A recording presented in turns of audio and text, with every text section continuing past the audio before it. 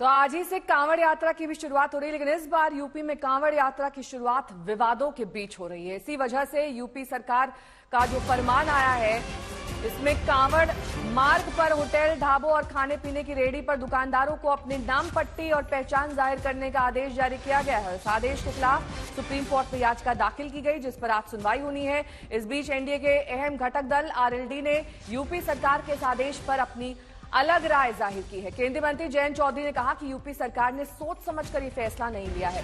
क्या सरकार को फैसला वापस लेना चाहिए या फिर इसे लागू करने में सख्ती नहीं बरतनी चाहिए?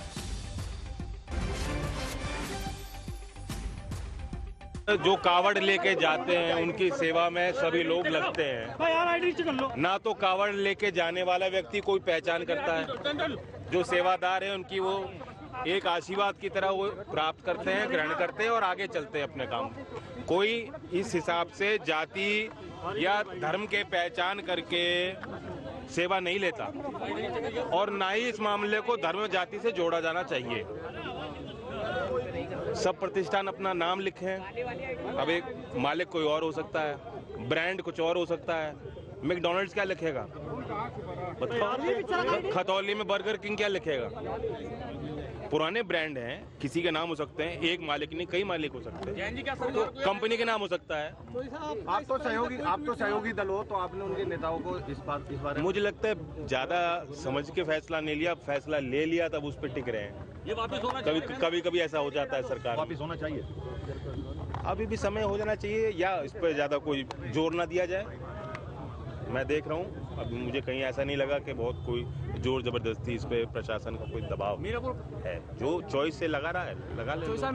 जहाँ तक वेज और नॉन वेज की बात है उसमें सेंस है। अगर कोई वेजिटेरियन है वो उसको ये प्रमाणित होना चाहिए कि तो निश्चय को करेगा ना, तो जो पदार्थ उसमें है वो सारे वेजिटेरियन हो, जो प्रक्रिया है बनाने की वो वेजिटेरियन हो। किसके हाथ से बन रही उसका क्या मतलब? मुसलमान वेजिटेरियन है और हिंदू मीट खाने वाले भी हैं। तो समर्थन नहीं कर रहे हैं तो सरकार समर्थन वापस लें।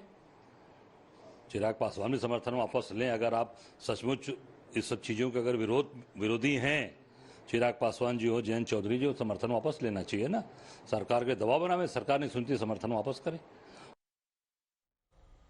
वहीं विपक्षी दल यूपी सरकार के इस आदेश को मुसलमानों के साथ भेदभाव वाला बता रही है।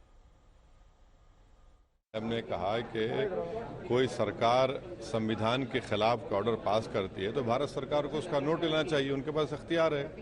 ये इस तरह से जो ऑर्डर निकालकर आर्टिकल 17 का वायलेशन है संविधान का, अनटचेबिलिटी को प्रमोट कर रहे हैं, राइट टू लाइफ के खिलाफ है, आप लाइवलीहुड के खिलाफ है, आर्टिकल 19 के खिलाफ है। और ये आप होते कौन है भाई? आप किस बुनियाद पर ऑर्डर निकाल रहे हैं? और आपके ऑर्डर निकालने से मुजफ्फरनगर इतने ढाबे और मुस्लिम एम्प्लॉयज को निकाल दिया गया है। जितने भले आदमी हैं वो योगी सरकार के इस आदेश का विरोध कर रहे हैं और वो देश के हित में कर रहे हैं।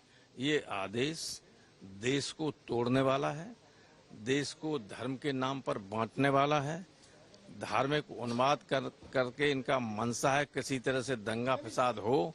तो उत्तर प्रदेश में जो 10 उपचुनाव हो रहे हैं उनमें शायद इनको कुछ लाभ हो जाए, लेकिन लाभ होने वाला नहीं है। कनु शारदा मेरी सहयोगी इस वक्त तमाम जानकारी के साथ सीधे सुप्रीम कोर्ट से जुड़ गई हैं, जहां पर आज याचिका को लेकर सुनवाई होनी है। कनु, इस पेटिशन में क्या कुछ लिखा गया है? क्या इसमें भेदभाव का जिक्र किया गया है और ये कहा गया है कि इस आदेश को पूरी तरीके से वापस ले लिया जाए, या फिर इस याचिका में ये कहा गया है कि जिसको मानना है वो माने या फिर ना माने? क्या कुछ लिखा गया है?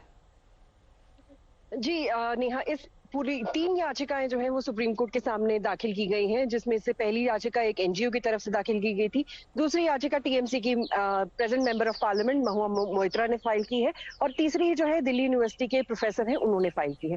तीनों याचिकाओं में एक ही बात कही गई है कि आप धर्म के नाम पे हमें डिवाइड ना करें। धर्म के नाम पे अगर किसी को स्वैच्छिक तरीके से अपना नाम और नंबर और जगह के बारे में अपने ठेले पे या अपनी दुकान पे लिखना है तो वो लिखे, पर इसको फोर्सफुली ना करें, क्योंकि ये कहीं ना कहीं आर्टिकल 14, आर्टिकल 17, 19 और 20 का सही हनन है।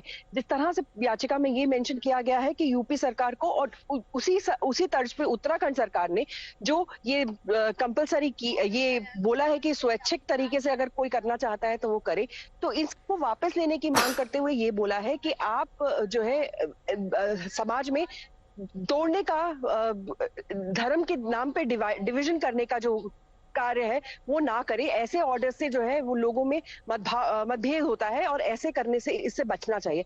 आज ही इस मामले में सुप्रीम कोर्ट में सुनवाई है, तो सुप्रीम कोर्ट जरूर जो है यूपी सरकार से पूछेगा कि उन्होंने इस सर्कुलर को लाने का मकसद क्या था, क्योंकि ये कांवड़ यात्रा पहली बार तो हो नहीं रही। कांवड़ यात्रा हर साल इसी टाइम पे होती है और यही चीजें रहती हैं, तो क्यों ही वहां एक पर्टिकुलर रीजन में इस चीज को इम्प्लीमेंट करने की बात की गई, ऐसा क्यों किया गया? क्योंकि सुप्रीम कोर्ट के पहले भी बहुत सारे जजमेंट्स हैं जिसमें ये कहा गया है।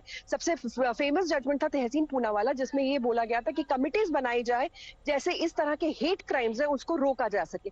तो याचिकाओं में भी इस बात पे जोर दिया गया है, ये कुछ और नहीं बल्कि एक हेट क्राइम को करने का एक तरीका है। क्योंकि हम देखेंगे कि जहां हम एक धर्म के नाम पे कांवड़ यात्रा निकाल रहे हैं, दूसरी तरफ हम दूसरे धर्म को टारगेट करते हुए उनको ये बोल रहे हैं कि आप अपनी चीजों को डिस्प्ले कीजिए, अपने नाम को भेदभाव वाली डिस्प्ले बात कीजिए। इन याचिकाओं में कही गई है।